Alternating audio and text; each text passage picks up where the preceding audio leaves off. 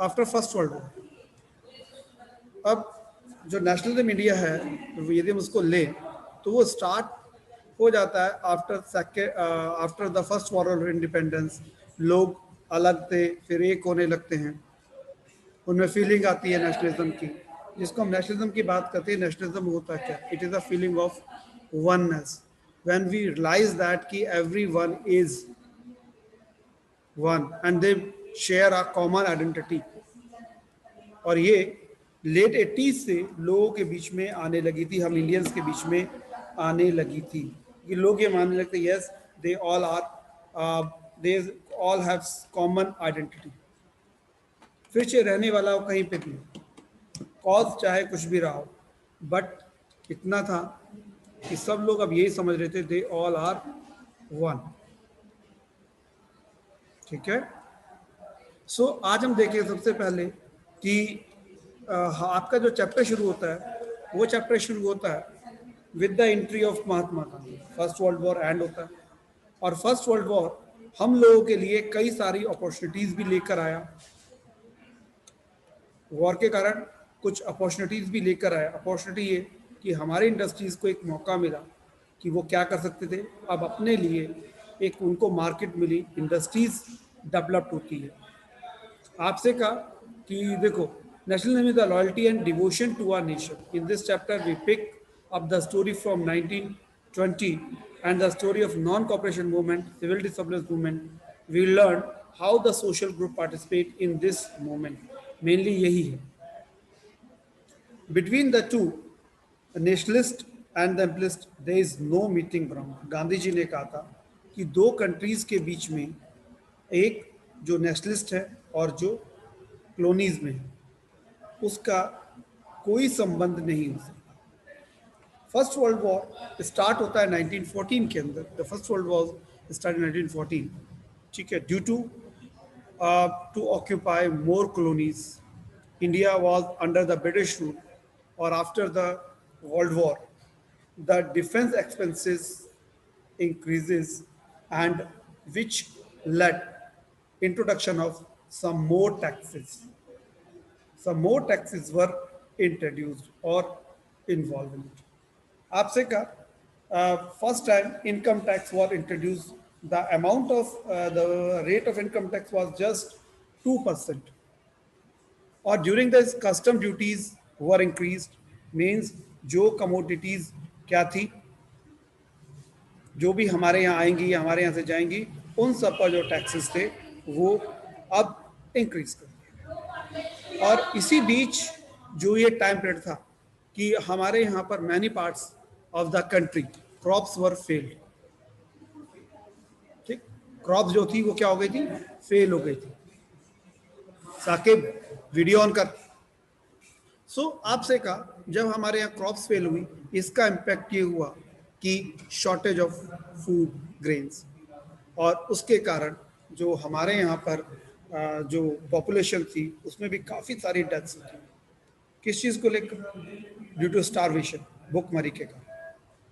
आपसे कहा through the wars increase doubling between 1913 and 18 led to the extreme hardship for the common people. किसी भी country में जाएं, चाहे वो फ्री है या under the control of any other country, war हमेशा हार्मफुल होता है या नुकसान करता है। People hope that hardship would and after the war was over, but ऐसा कुछ हुआ नहीं। लोगों को लगा युद्ध खत्म हो जाएगा, तब क्या होगा, तब सबके दिन अच्छे आ जाएंगे, लेकिन ऐसा कुछ नहीं हुआ। ठीक, अब आपसे कुछ इमेजेस दिख रही है। First world war, Indian soldiers fight in different part of the world, है ना।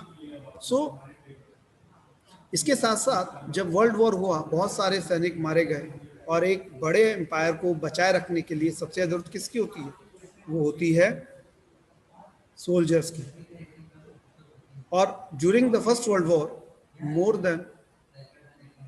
Then 3 crore people lost their lives, जिसमें ज़्यादातर सोल्जर्स थे। तो ब्रिटिशर्स ने क्या किया, they start force recruitment. Force recruitment क्या होती है कि जिसमें हम क्या करते हैं, पीपल्स को फोर्स करते हैं, दे मूव और दे जॉइन द आर्मी। और ये इस टाइम पर हमारे यहाँ पर कॉमन चल रहा है। इसी बीच 1915 जब वर्ल्ड वॉर चल ही रहा था, महात्मा गांधी आते हैं और महात्मा गांधी आने के बाद हमारा जो सिनेरियो है वही चेंज हो जाता है। ठीक है बेटा। तो आपसे कहा कि गांधी जी आए, वो अपने साथ में एक नया आइडिया लेकर आए। वो आइडिया था नॉन वायलेंस एंड सत्याग्रह। ठीक, उन्होंने क्या कहा था कि नॉन वायलेंस एंड सत्याग्रह, कि हम किसी के अगेंस्ट वायलेंस नहीं करेंगे, बल्कि हम लोग क्या करेंगे, फाइट करेंगे injustice but without the use of non violence. और महात्मा गांधी ने जो सबसे पहला उनका अचीवमेंट था वो था कि उन्होंने कांग्रेस और मुस्लिम लीग को यूनिफाइड किया था एट लखनऊ। और लखनऊ से ही जो पहले चंपारण सत्याग्रह है उसकी स्टार्ट हुई। ठीक, उसके बाद में आपसे कहा कि चंपारण सत्याग्रह इन विच, जिसको इंडिगो मूवमेंट भी कहते हैं, और दूसरा खेड़ा मूवमेंट 17 में आता है और 18 के अंदर आता है मिल अहमदाबाद मिल स्ट्राइक। क्योंकि उस टाइम पर अहमदाबाद के अंदर जो वर्कर्स थे उनकी कंडीशंस कोई बेटर थी। इम्पैक्ट ये हुआ कि जो पीपल्स हैं दे। और इसी बीच ब्रिटिश पार्लियामेंट ने एक एक्ट पास किया जिसको कहा गया रोलैक्ट एक्ट। और इसके अकॉर्डिंग पुलिस जो थी उसको एक राइट मिलता है, animus, British police get animus power, कि that he police can be arrest anybody without warrant, or they can keep that person in jails for 2 years.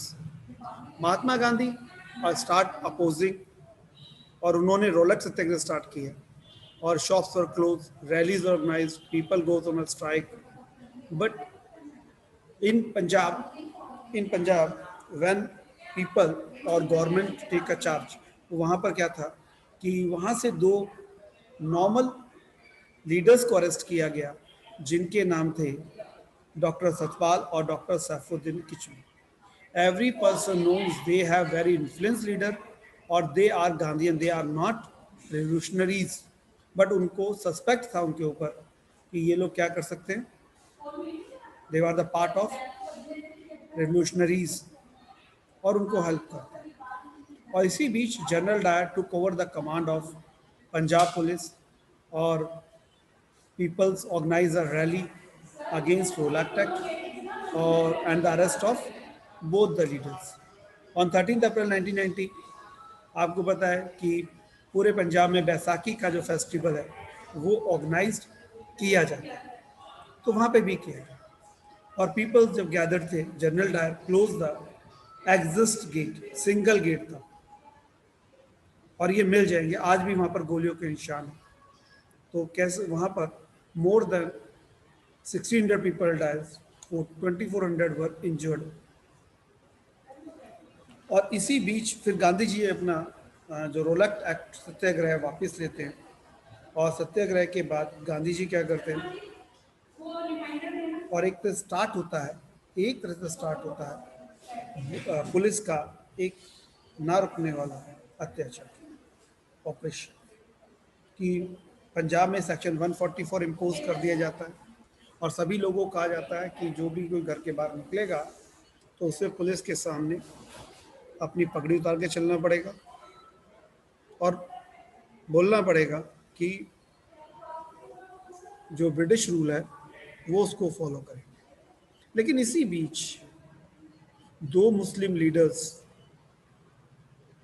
जो थे Mohammad Ali and Shaukat Ali, they raise the voice against the Britishers, ठीक, that how they can humiliate or insult the Muslim leader Khalifa, who was the ruler of Turkey.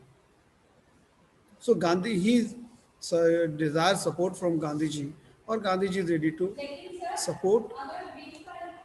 ठीक है, तो देखो गांधी जी ने book लिखी थी हिंद स्वराज, और गांधी जी ने एक्सेप्ट किया कि वो क्या करेंगे कि वो इस मूवमेंट को पूरा सपोर्ट करेंगे। और कलकत्ता समिट के अंदर ये डिसाइड किया गया कि गांधी जी जो है